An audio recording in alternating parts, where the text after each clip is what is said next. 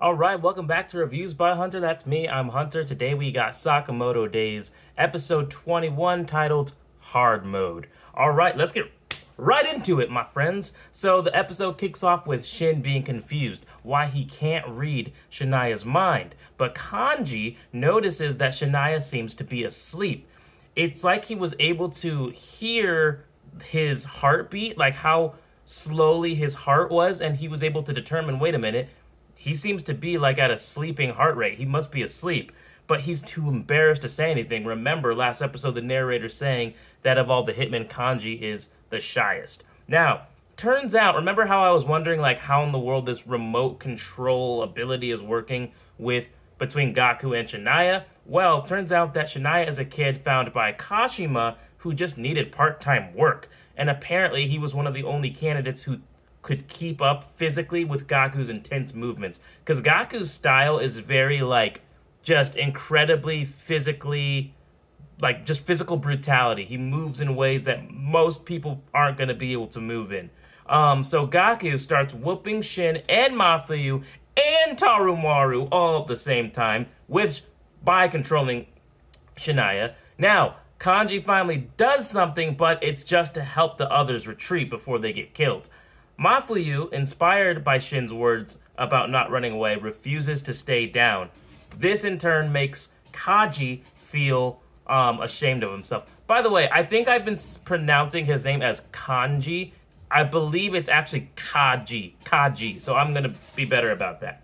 But nonetheless, so Kaji's feeling ashamed about himself, and Shin hears his thoughts with his clairvoyance and tells him, you know what, if you're gonna feel ashamed, you should just try anyways. And so Kaji's like, yeah, you're right. So we cut back to Sakamoto's group briefly, and something seems to be scaring all of the animals away. Now, the one to figure out that Shania is just being controlled is Kaji. No one else at this point understands what's going on. That's a huge thing to be able to figure out during the battle. Kaji notices that there's a slight delay between Gaku's punch and Shania's by about half a second. He's also able to use this seemingly super hearing ability to notice that there is communication going on via some kind of headset between two different people. So he puts two and two together that Shania is absolutely being controlled. But there is a delay by about half a second between Gaku's attack and Shania's. Again, another big piece of the puzzle to figure out. Kaji seems to be really good at, I guess, kind of gathering information as a battle goes on through sound. Now, unfortunately, Shin, even with this information, is still getting beat up. They try to do a thing where Shin will read Kaji's mind because Kaji can tell when the next attack is coming. But unfortunately, Kaji can't think fast enough the way that Sakamoto does back when they fought that one assassin and Shin was in that little costume. Shin once again finds himself with his back against the wall. It's funny that as soon as I typed that into my notes, a song in the background had lyrics saying, with his back against the wall, or something along those lines. And I was like, oh, I just put that in my notes. That's awesome. But as Shin is, again, kind of just feeling pressured and overwhelmed, he begins to think once again, oh man, if only Sakamoto was here. And then he's like, no, stop it. I'm not going to think like that. And he begins pushing past his limits yet again. Shin just continues to push himself as far as he can, maybe even too far at times. Now, it turns out that even with Shin trying to push himself against the limits, he's now only kind of going toe-to-toe with Shania, not necessarily like getting the upper hand on him. Now, it turns out that Kaji is able to recreate someone's attacks by hearing the sounds of it. He asks Shin to buy him as much time as possible, and while he's doing this, he's just like listening super carefully. And like with each impact from one of Shania's punches, he's listening to it. And then it turns out he's able to throw the exact same punch back at Shania. And even Gaku's like, that was one of my punches. His technique is literally maybe almost identical to Tengen Uzui's musical score technique from Demon Slayer, or at least very similar, which I think is awesome, by the way.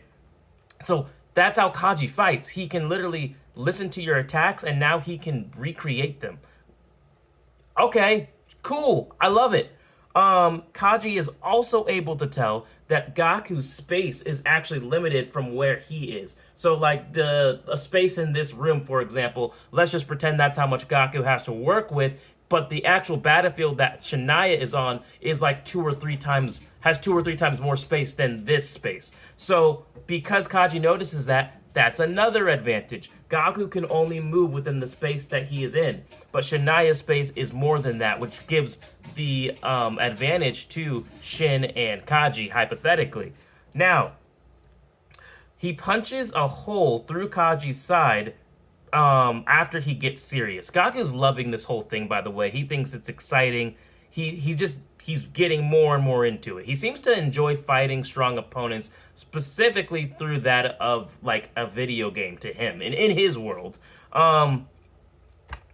So Gaku actually does apologize to Kashima, saying sorry about this, but he's gonna have to break Shania.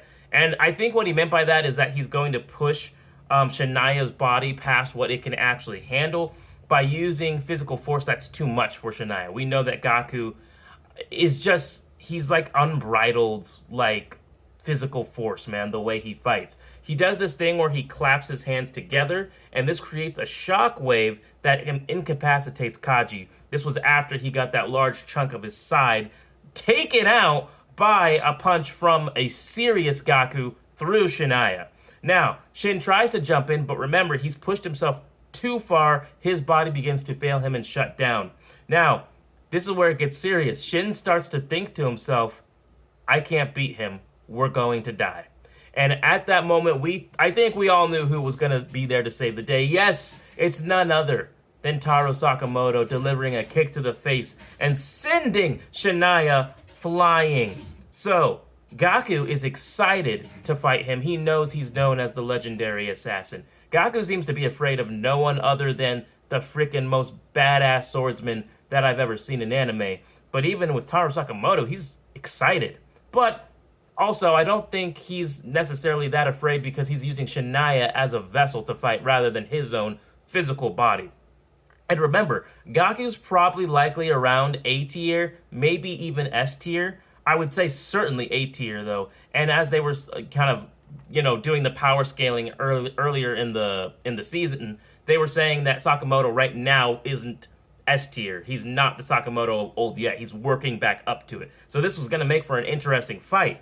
Sakamoto and Gaku do begin an epic fight that goes underwater, it goes into the air, and then it goes back into the plane they came on. They're just having this ridiculous fight that's just going through all phases of life, air, land, you name it. Sakamoto and Gaku are then trading blows, just throwing hands like crazy, seemingly even matched for now.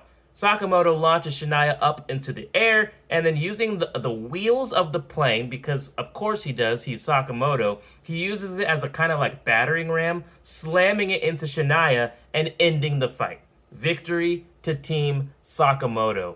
Overall, this was a pretty fun episode. It was definitely action-packed. There was almost no like backstory or world building or anything. This was a very action-packed episode. I'd probably give it around an 8 out of 10. I think that this was very enjoyable. For some reason, I don't know, I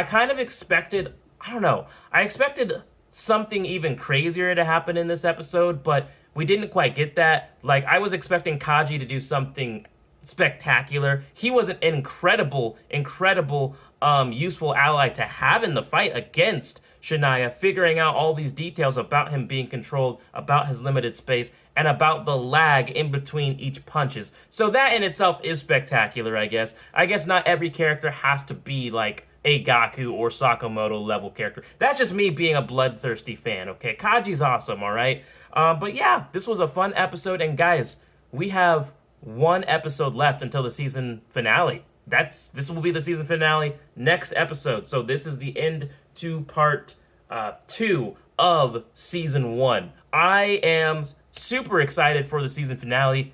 Who knows what they're going to give us? What are they going to bring out of the hat? I'm excited to see it, but that's all I got, guys. Take care. Again, season finale review will be up shortly. Let's go.